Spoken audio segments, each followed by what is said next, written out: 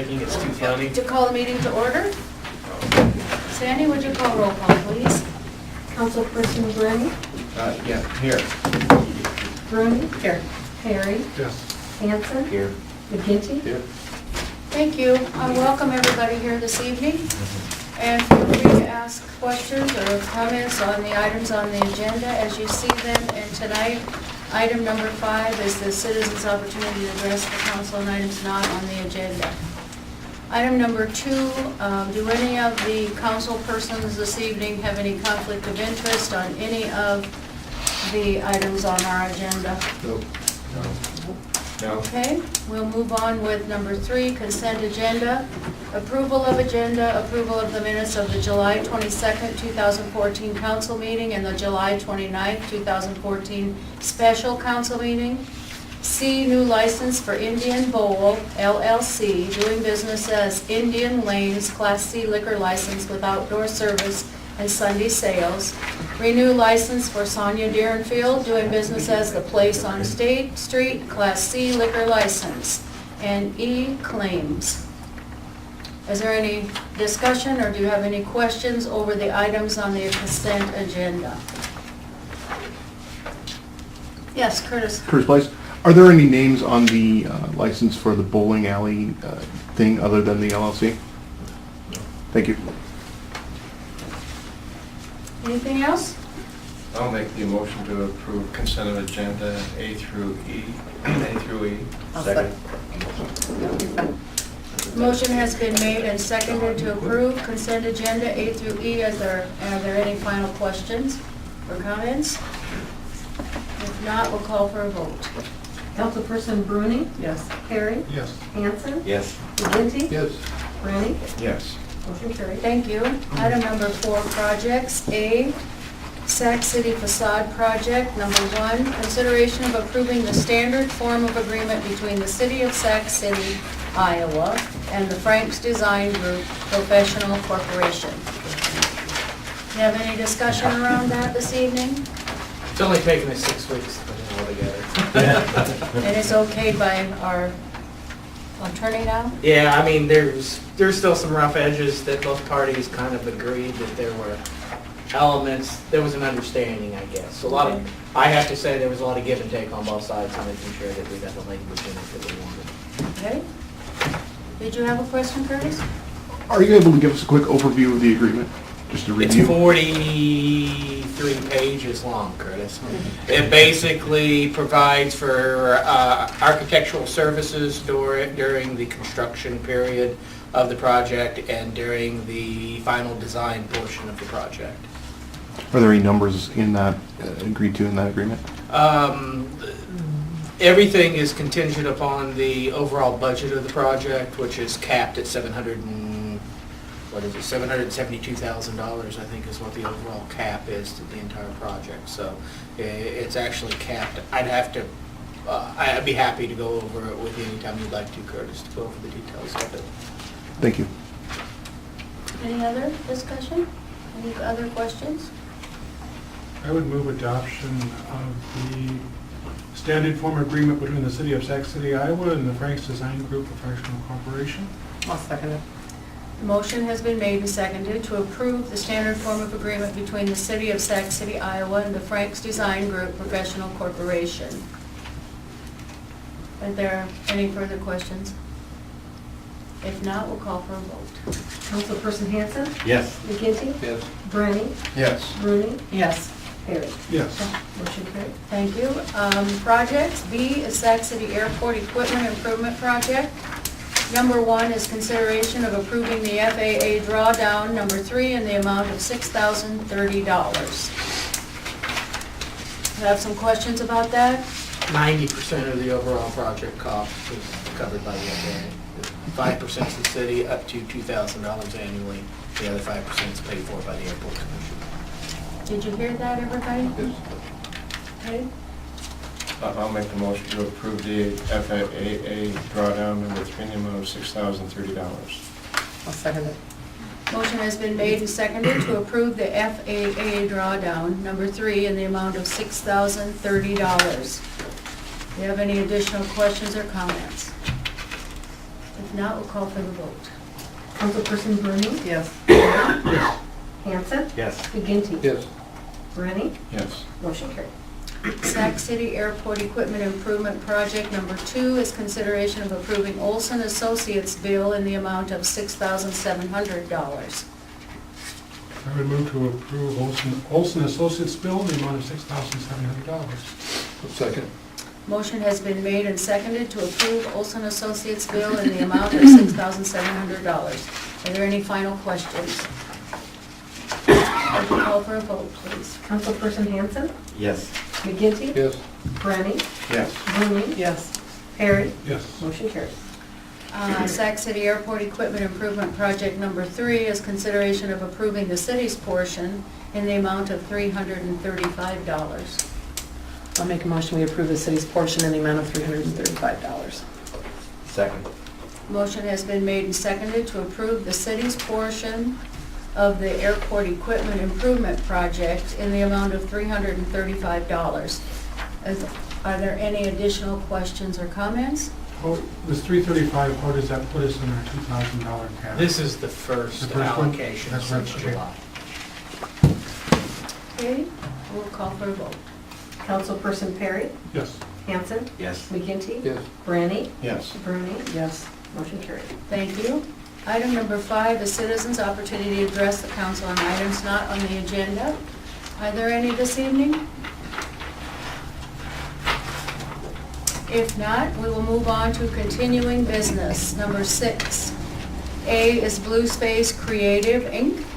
Today, there was a meeting, Brandy Ripley from Chamber, myself and Barb got together. We reviewed and provided feedback to Blue Space. Simply the message back was that we were happy with what they had presented. I hadn't really received any feedback, negative feedback from council members on the presentation. And they informed me, they provided me an email sometime in the next few days that would kind of give me an allocation of a timeline when they plan on having the Phase 2 elements completed. Did you all hear that? Very good. Okay. Am I talking low tonight? Yeah, you are very low. And into your shirt. Okay, Curtis has a question. yeah, Could you Curtis? remind us what phase 2 is? Phase 2, it's probably easiest to explain that the output products of Phase 2 are a grand design plan, which includes color schemes, logos, slogans, that type of elements will be the end result of Phase 2.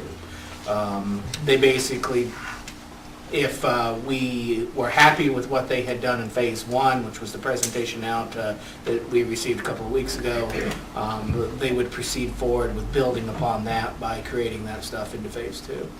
Did they indicate, I'm sorry. Sorry, they're basically providing us with information to help us provide a unified presence to people that would come to our community, give us ideas on how we can pull it all together and how we can base all that we do on the pillars that they talked about at that meeting. And it will be open to the business owners and everyone else if they want to take advantage of it. They are not forced in any way to do so. Did they, was there already an indication of price on the phase 2? No, the overall summed up agreed to price was in the $22,000 to $25,000 range. I'd have to look at the contract to tell you for sure, Curtis. But that includes both Phase 1 and Phase 2 of our work with them. Thank you. Are there any other good questions? Those were good questions. So the logos and the branding and stuff, will we own the copyright for that? Will Yes. they? Yeah. We will, when That it's was all a done. proviso. Those are, I believe they called them our brand standards, and they will become ours. Any other questions? Okay, we'll move on to B, Urban Development Area Update. Last Tuesday, a small group of us went to the county supervisors meeting and presented an updated version of our urban development plan. It was received very well. Walking out, the output of the meeting was that we, the city, would take the next step in contacting Region 12 and have them provide a representative to come up and speak to the county and give them more detail. For newer council members, just so you're aware, when this process started back in 2011, the council actually had Joe Byrons come up from Region 12 at that time and speak with us before we submitted any type of recommendation to the county. One of the things they agreed to last week was for us to provide that type of service to them. I received an email back from Rick Consecker this afternoon that he is intending to represent Region 12 sometime in the next few weeks. And it was a matter of us sitting down with him and working out a schedule that would work for him. The county was receptive to this? Yes, they were receptive. You know, like anything else, when you hand them a draft agreement, there's always the talk about attorneys need to review it and things of that nature. But at least on the surface, the terms we were looking at in our objectives and goals and reasons and the full package proposal, they were very agreeable It with. created some interest. Sure. Good. The two greatest concerns in the past seem to have been if the city were to annex the property and they would be stuck holding a bill they didn't want and looking for a sunset on any TIF agreements that were there. Both of those are written. The state requires a 20-year sunset on any TIF, and the agreement says 20 years or when the expenditure is paid out. And the annexation cause, I mean, since in our discussions, it seemed that there was no intent for our to annex out to the highway, that if we would try to annex it, we would have to pay any outstanding expenses the county has and $1 million retainer to them to say that, you know, so it's basically put some teeth into it, saying we have no intention of annexing, we want this to work, we want to work together, and we're not trying to, you know, stab anybody in the back. And that seemed to alleviate some of their concerns. Okay.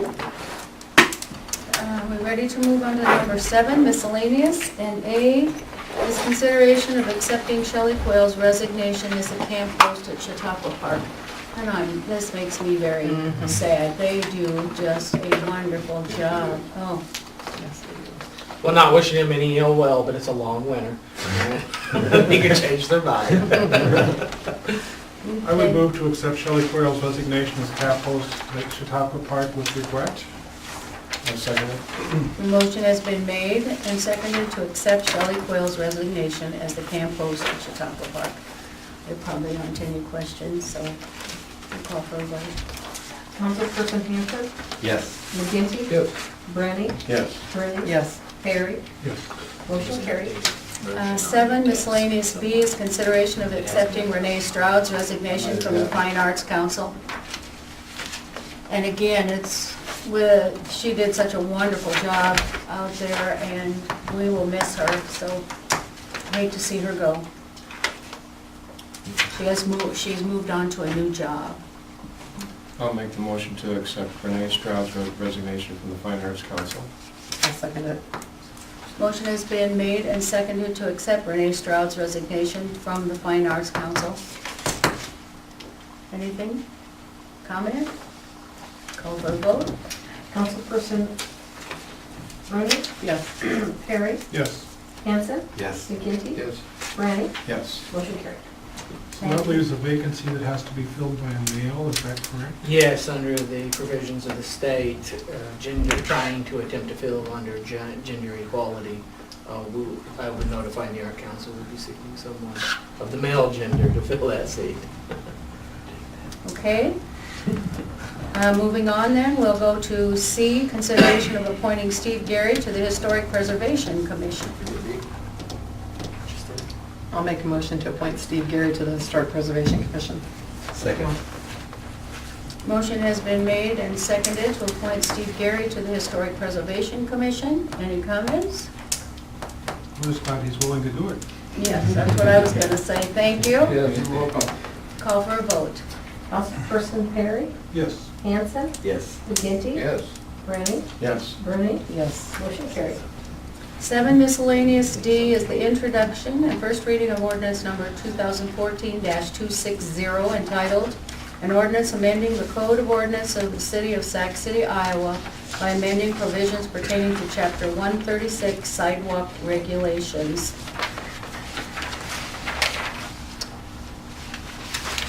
I will introduce ordinance number 2014-260, an ordinance amending the Code of Ordinances to the City of Sac City, Iowa by amending the provisions pertaining to Chapter 136 sidewalk regulations. Thank you. The only changes that were reflected in here fall under the provision that probably has the most interest to people, and that's 136.22. 136.22 describes the process for requiring the construction of sidewalks or reconstruction of sidewalks in Sac City. You might remember there was a subcommittee assigned. I met with Councilman Perry and Councilman McGinty, and the results of those meetings is what you see written under 136.22. I'll make a motion to approve Curtis 2014. has a question. Okay? What are the changes? Well, for just that one section or for all of it? Because, we've been looking at all of it, but all of it was presented at the last meeting. The only thing that's changed from what you were provided a copy of last time, Curtis, would be the 136.22. What are the changes under 136.2? It was completely rewritten. 136.22 now would be establishing a pedestrian zone. And it says any new subdivisions or any approved lot inside the pedestrian zone upon a commercial property or structure is to be built for human habitation or occupancy. The zoning officer administrator will enforce the construction of sidewalks in conformance with the regulations of this chapter. Sidewalks for pedestrian traffic must be constructed along the street frontages. It is unlawful to remove and not replace a sidewalk without the approval of the city council. Number 2 under 136.22 or subsection 2, sidewalk exceptions. The following exceptions apply to 136.22(1). A, if there is no sidewalk present at the side of block within the pedestrian zone, properties on said side of block will be exempt from construction requirements. B, frontage or frontages on Gishwiller and all gravel streets within the pedestrian zone are exempt from construction requirements.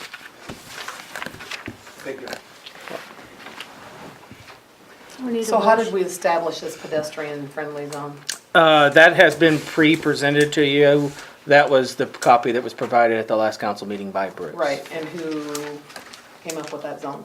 You didn't, obviously, so who did? Did you come up with this zone? I did. This is, What I did, I took the Beacon, I went to the Beacon site, and I went through the areas where sidewalks currently are in existence. And that area that is outlined is the area where sidewalks currently are in existence. There are a few exceptions, and those are covered with there are a couple gravel roads up in here. okay. And there are a few places where there's sidewalk on one side of the block and not on the other. And those exceptions would be reflected in that. Outside of the zone, there are no sidewalks currently in existence. Okay. I looked at it, I know I drove around it, I think Adam did some driving around. And so basically, it was an attempt to say, looking at the area where there are currently sidewalks, to continue the practice. And in areas where there aren't sidewalks, rather than having people come back for exemptions every time, So there will be no more exemptions. there will be no more exemptions. They're saying, okay, in this area, which is basically the central hub of the city, It is, yeah. that where sidewalks currently have been in existence, we want them to remain, and we want them to be maintained. And areas where there aren't sidewalks, so somebody doesn't have to build a bridge to nowhere. We don't have to have people coming and saying there's an exception. We don't have to have people saying, well, so-and-so did, so-and-so didn't. We're saying, this is the zone that has sidewalks. If people want to build outside of that zone and put sidewalks in, I would be thrilled. But we're saying that it's not required. But basically, this would be equitable and enforceable. And consistent. Yes. I think another important clause is under 136.22, and that is that in any new subdivision or any approved lot inside the pedestrian zone where upon a commercial property or structure is to be built for human habitation or occupancy. In other words, it does include any new subdivision, which would cover anything outside of the, pedestrian zone, such that if somebody's gonna It develop would it. preclude anything outside the zone that meets the definition of a subdivision. In other words, it grandfathers those in that where we were lax, or the city was lax in enforcing the sidewalk zone, those are grandfathered in because those already exist. And any new stuff going forward is, to have sidewalks. So kind of covers the discussion we've done in the past, plus it enforces what we have going, forward where we already have it. There's no ideal solution, but I mean, Right. Well, we have to have something to enforce and be consistent from here on out. the only thing I would like to see perhaps added to the ordinance would be under 13602, if we could do a number 11, which is the definition of a block. And I have a definition, Bruce had mentioned this to me earlier today. We worked up a legal definition of a block, and it says a segment of town or city surrounded by streets and avenues on at least 3 sides. Very good. Because, like, if you look along Main Street, from 7th to 9th Street on the north side of Main Street is 1 block, but if you're walking it, you would say, well, it is 2 blocks from 7th to 9th Street, but it's really 1. And so, so if we could just have something that articulates there, Be more specific. be more specific, define it, there would be no question. Okay, so we'd make the approval of this with the addition Correct. of that. I'd make a recommendation description. that they make a motion to approve the first reading with the amendment of the definition of a block. Curtis? Could you talk a little bit about the enforcement side of this? This is gonna be, the planning and zoning officer? Yes. Correct. The filling, and you might remember... But just to make sure, right now, it's the police? Well, no, it's really administration that ends up Okay. enforcing them. But one of the things we talked about in the past is there's a real disconnect between us knowing in the office if there is a new house being built or not. And the most obvious and likely person to know that there's a house, at least I'd hope they would know that there's a house being built in our community, would be the zoning officer, since they'd be the ones permitting for it. There's actually even a place that already exists on the zoning officer's form that he can fill out that identifies for people what other provisions they need to comply with. And sidewalks is actually one of those included in that little list that you can start using. Now, is he the one that goes to court? Yes. You would? Yeah, he Yes. would. All right. Any other Thank you. questions or discussion? Yeah. I'll make the motion for the first reading of the ordinance number 2014-260, entitled an ordinance amending the Code of Ordinances of the City of Sac City by amending provisions pertaining to Chapter 136 sidewalk regulations with the addition of the definition of blocks as outlined by Mr. Lutford.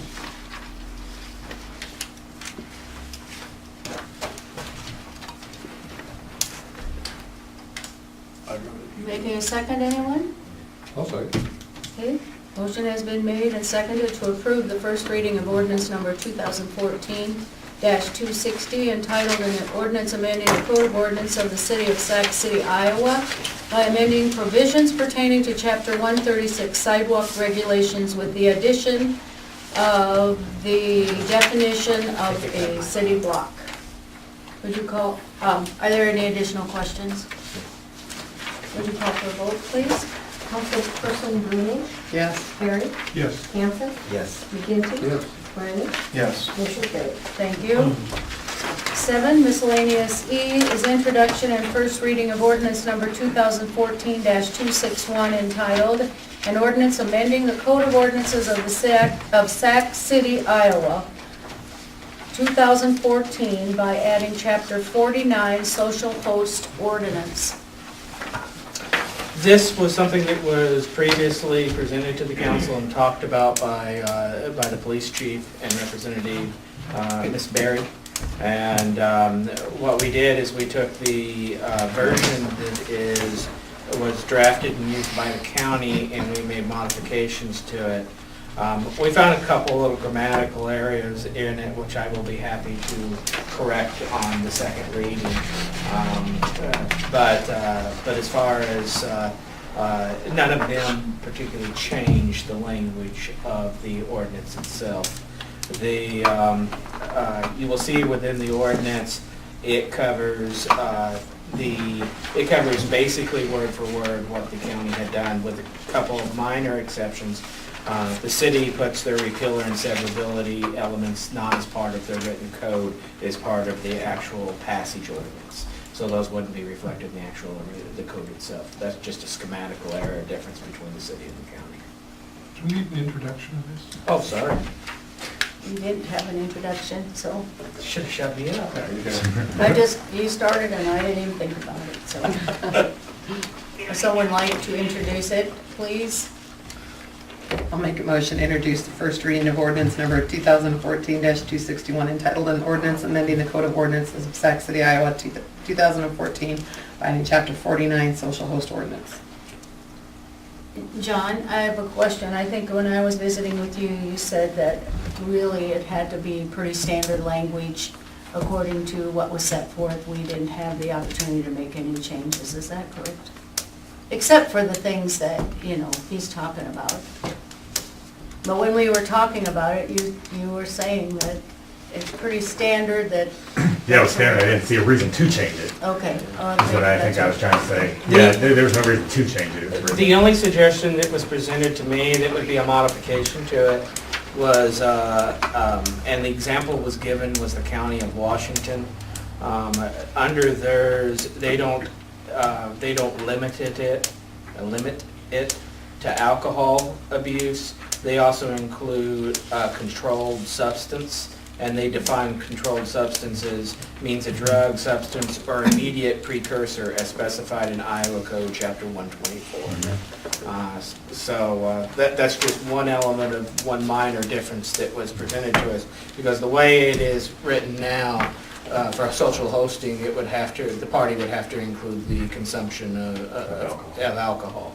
This would include the legal consumption of restricted and controlled drug substances. I personally think that would be a good move. I think it would also make us slightly more restrictive in the county, but I think it, I think it would help them. Well, yeah, Wouldn't it anything you can add to help it. you? Yep. Yes, Curtis? Does Sac City already have a social host ordinance in place? No, it does not. The county does. I mean, one side element of this that was presented to the county council before was that, depending on who you write the code under, really dictates why finances, of course, aren't the first goal of any of this. One of the things I have to say that the police chief's been very adamant about trying to do is that if we're writing and charging people, is to try to write it under city code, because in those circumstances, the city retains 90% of the collection fees, as opposed to 10% if we write it under state or county code. So by making that simple change, by having it on our books, the revenue from those type of actions stay local. How would this ordinance change law enforcement's approach to a house full of minors having a party? Well, right now, we can't charge, the Sac City Police cannot charge this, because it's a county ordinance. So first of all, it gives us the right to charge it. With the city attorney instead of the county attorney. Yeah. Oh, yeah, we'd be. So if there's a party going on right now, and you go up to enact enforcement on that, you have to go to the county? No, to charge the social host ordinance. We busted a party in town, a couple of months ago. Okay, as long as You we're know, talking that about that, how would that have been done differently under this? We would have charged the social host ordinance. Instead, right now, it was brought to the county attorney to look at, and if he feels it's enough, he will charge it. Where then we would have charged it. Okay, it's a decision-making thing. Yeah. would there be a possibility Thank you. of charging people under the county ordinance and the city ordinance? That'd be double. No. Because you're both using the same authority in state code, the I same mean, state code. but chapter. I don't think it should be. I just wanted to No. double check that No. it wouldn't be used. So you get your first offense from the county, and that becomes your second offense for the city. And It does say in the county ordinance, if a city municipality has a specific ordinance in place for socials, it does like override. There's language in there that says you can do the Right. county and the. Yeah, I didn't have a copy of the county ordinance in front of me. so Or I- the state, I would imagine, because there's also a state charge, so, Yes, It was just right. and then it goes back to the state laws criminal. you know. Would you please stand up, identify yourself, and speak a little louder so we can all hear you, please? Diane Berry with New Opportunities, Sac County Statistic Coordinator. So I forgot what it was. The state law that they just passed went into effect July 1st and it's criminal. So you guys are doing a civil, so in that case, in certain situations, you could be charged with the state law and the civil city ordinance because it's not the same. Not to say that that would ever happen. Yeah. So you could get both criminal and civil charges brought against you. Situation would dictate what would happen. Correct. It would be up to law enforcement. Mhm. Thank you. Yes. Curtis? I'm sorry, if I'm the only person in the room not getting this, is the civil or the criminal portion of this not currently in place? And this would add one of those? There's a criminal that the state just passed this year. Okay, so this would add a civil. This adds a civil, and like I said, we'd more than likely not charge the state, we would just charge our local ordinance. Got it, thank you, that clears it up. The civil is in place at the county level, Curtis. Got it, Yep. yep, But but not this would be city. duplicating it at the city level. Okay. Thank you. I'd just like to remind everyone that when you do speak, I'd ask you to stand up, please, okay? Thank you. Okay, are there any other questions, or is there any other discussion about item number D? So do we Or want to excuse me, E add? it is. So are we thinking about adding the, I would be happy to, I mean, I can, you have a couple of options. You can pass the first reading. I can come back with proposed amendments during the second reading. You can delay passing the first reading and let me go back and make the changes before you do a first reading. I mean, it's really up to you how you want to proceed with this. I would probably recommend you go ahead and do the first reading and then let me come back at the second reading with some proposed amendments to include in the second reading. I hesitate to even bring this up, I probably talk too much anyway. Looking at 49101, the purpose. The second paragraph, I'm in no way advocating that underage drinking is good. But we're saying that it's drinking under age 21 is harmful, and yet we're going ahead later on in the ordinance saying it's okay if you do it when your parents are around. No, it's not okay when your parents are around. Yes, that's an exception. That you can legally do it, like at a family gathering. If you have a kid and you want to say, here, you can. That's under state law, though. What's that? That's under the state code. State Yeah. as long as it's your own kid, not anybody else's? That's because they're under supervision, I mean, that's. Right. Right. I mean, how critical is the second, is the second paragraph under 49.01? The establishment of the purpose is well covered by the other portions of it. I mean, you see, what you want to see is the language that it states the public welfare, health, and safety. That's what you want to show that you're being contingent and what you're basing it upon, and that it is rightful and it has the authority set by the state. You might say that same language is also spelled out in the first paragraph. So Yeah. it would not impact as far as that understanding.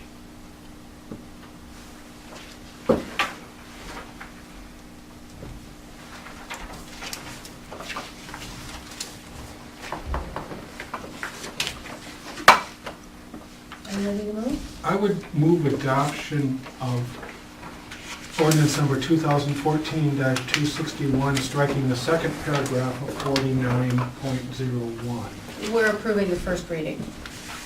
Right. Approving the first read, sorry. Yes, sorry. Yeah.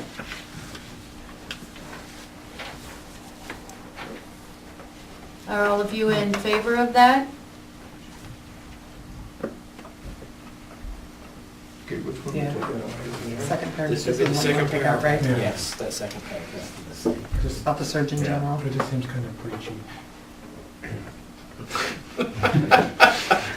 I don't see a problem with it in there myself. I personally don't.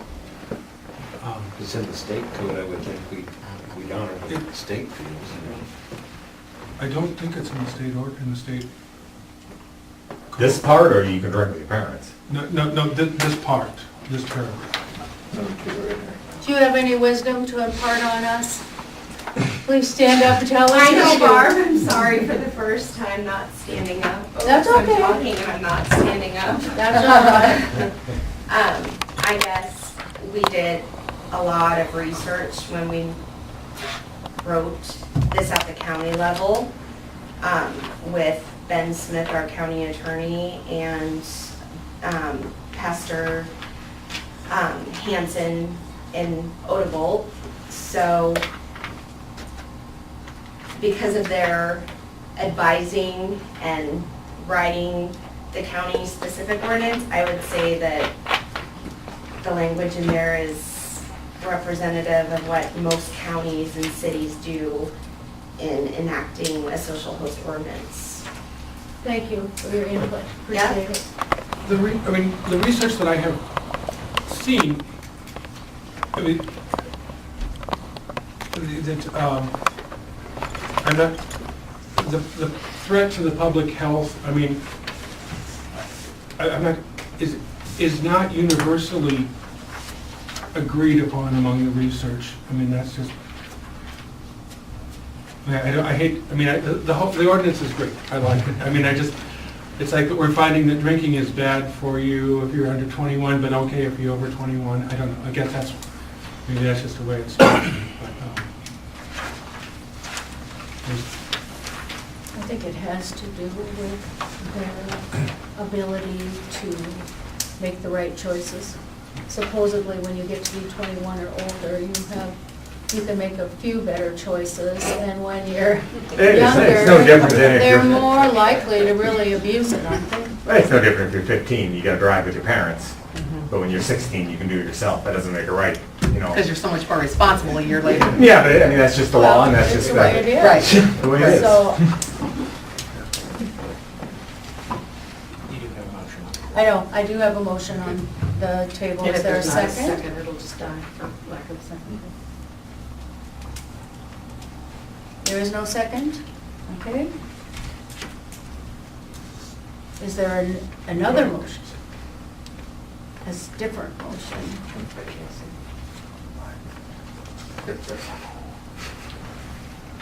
Well, I would make the motion to pass first reading and to introduce anyhow the ordinance 214-261. No. No, First you reading. want, It's already been First introduced. reading. you want First to reading. pass the first reading. Okay, let's do that then. The ordinance 214-261, an ordinance amending the code of ordinance of the city of Sac City, Iowa, 2014 by adding chapter 49 social host ordinance. I'll second it. Motion has been made and seconded to pass the first reading of ordinance number 2014-261. The ordinance amending the code of ordinance of Sac City, Iowa, 2014 by adding chapter 49 social host ordinance. Is there any additional questions or discussion? So you will put in language about, Substance, controlled substance. That'll come the All next That'll time. be any recommended amendment, yes. amendments during the second reading. Okay, would we call for a vote? Councilperson Brennan, Yes. Bruning, Yes. Perry, yes. Hanson, Yes. McGinty. Yes. Motion carried. Thank you, and thank you for your input, everyone. Miscellaneous 7F, opening and review of bids for city Oh, sorry, you're right. property described as North 88.98 of the East 22 of the West 44, Lot 2, Block 18, original city of Sac City, Iowa. And it is in the middle of Main Street between Details and Give Teeth.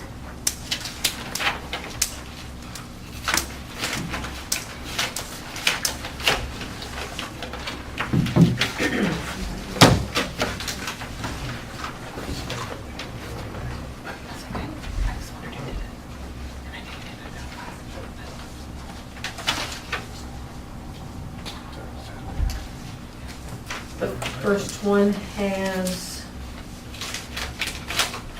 signed the compliance with bid conditions from Salon Epic.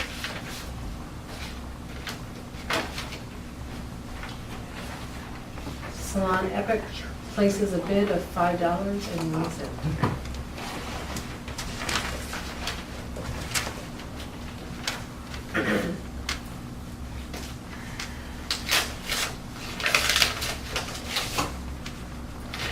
Second bid has a compliance with bid conditions, and it's CNS Properties.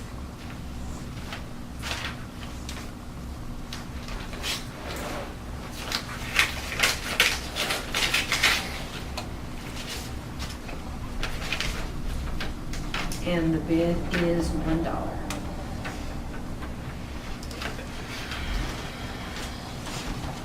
Are those the only two bids? And that concludes your bids on the property. Of course, to any of you, this is your first time with our bid process. In addition to the bid cost, one of the things that they acknowledge is they will, whoever you, if or you do decide to sell it, whoever purchases it would also be responsible for all the publication cost, recording cost, all of that is passed on to the buyer as well. Those costs in these type of circumstances are probably going to range somewhere in the neighborhood of $50 to $60. You have any questions, council members? Was there any other information with the bids? So with us, if we accept either one of these bids, they don't, that doesn't come with a stipulation of what they have to do with the property? They could just leave it vacant and do nothing with it, or Well, what? they'll have to maintain it and pay property taxes on it. Maintain it as it currently is? They, Adam, yes. Steve Gary, do you have a copy of the instructions to the bid? It has all that on there, what we have to comply to. On the first page. In the bid pack, there was 3 pages. Okay. No, I don't have one sitting here with me. Do you have one, Sandy, that says the compliance stuff? I think it was in the folder.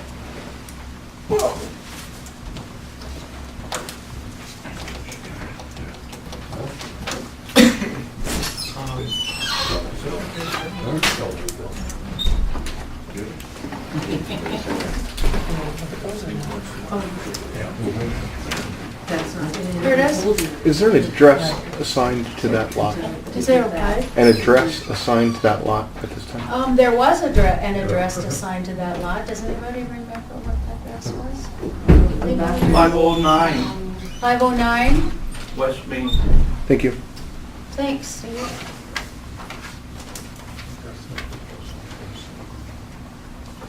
This is, let's see, a second info though. Let's see, for the purchase of the real estate in accordance with the notice to bidders. Let's see, this is what they agreed to. If I fail to complete the real estate purchase within 6 months of winning the bid, I agree to compensate the city for any and all costs associated with the sale, which has been performed in good faith with my offer. Number 2, I agree to hold the city harmless and without fault for unknown conditions which may exist upon the purchased real estate. Number 3, upon completion of the real estate purchase, I will be responsible for upkeep and maintenance of real estate. Number 4, I agree to purchase the land, provided, however, the grantor retains a permanent easement on, over, and under this real estate for the purposes of installing and maintaining all utilities, including water, gas, electricity, storm sewer, and sanitary sewer, together with the right of access thereto. And the city may at any time install, repair, or replace such utilities and sewer lines as described above. Those are the terms they agreed to.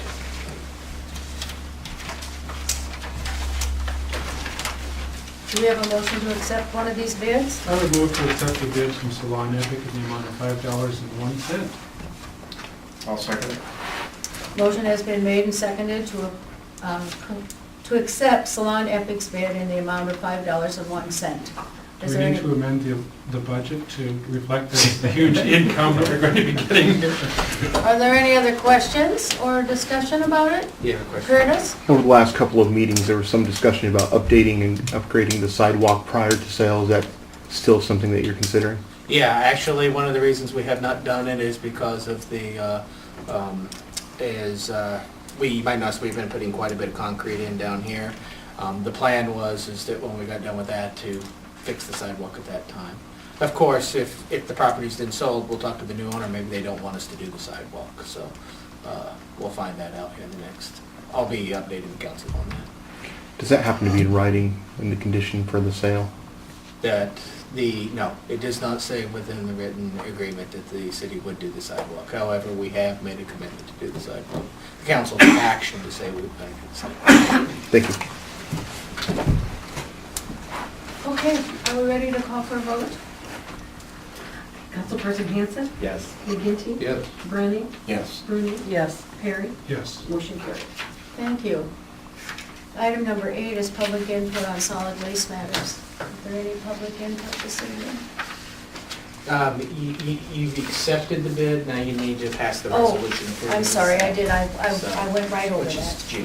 Yep, G, I apologize.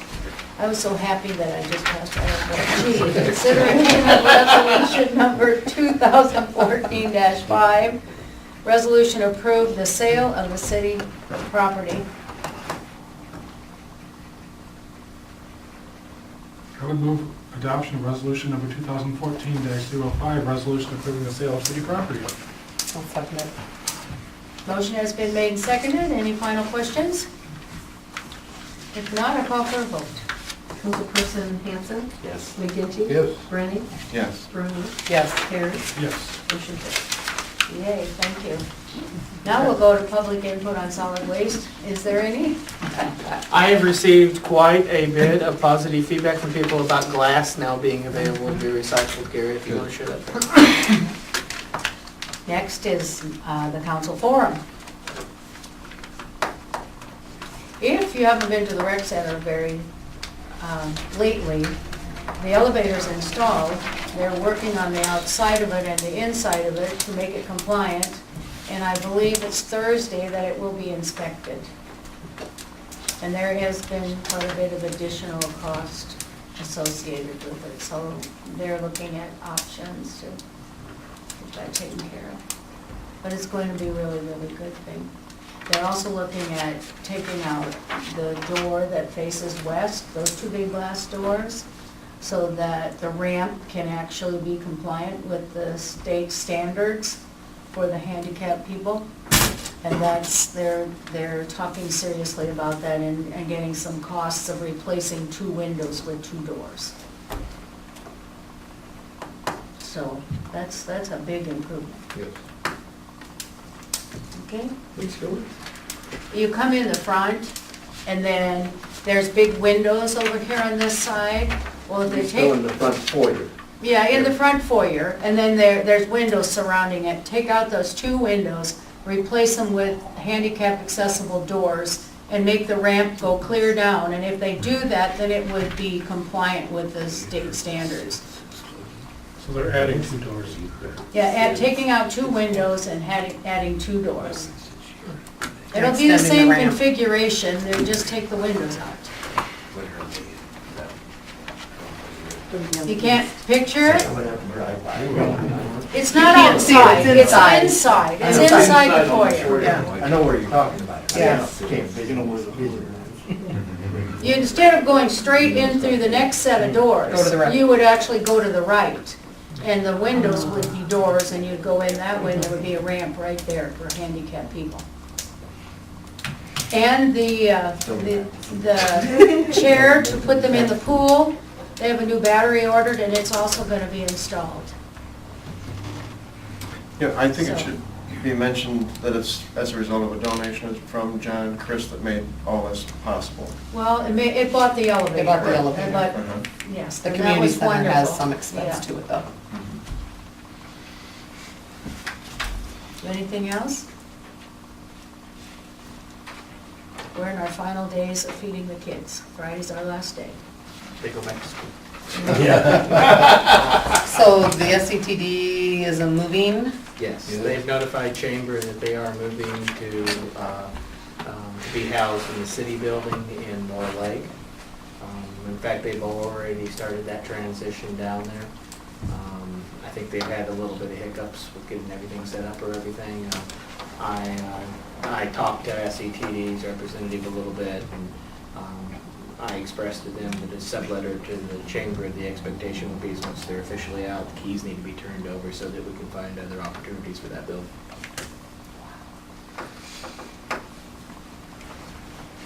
Okay, anything else, Curtis? I wasn't really quick enough on the draw before, sorry about that. You weren't quick enough on the way? On the draw with this question, I was Okay. wondering if you knew how many meals you had served over the course of the summer.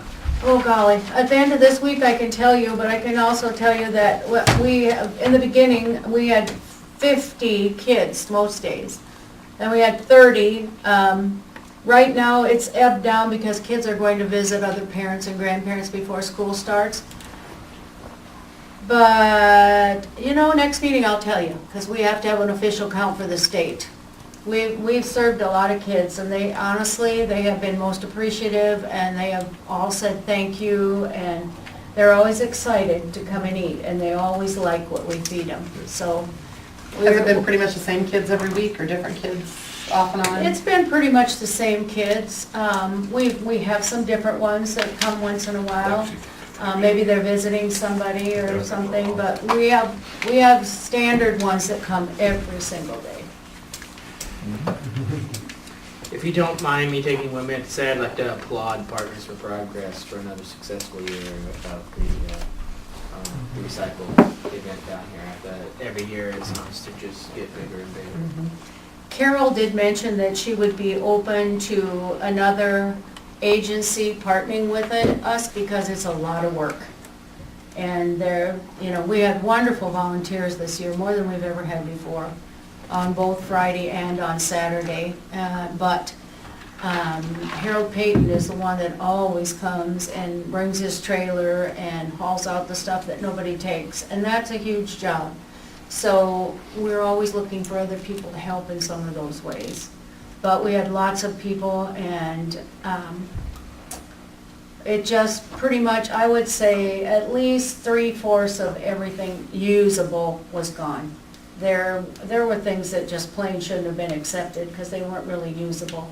But the things that were usable were taken. And we had an elderly couple that came at 9:30 the night before and slept in their lawn chairs before the doors opened.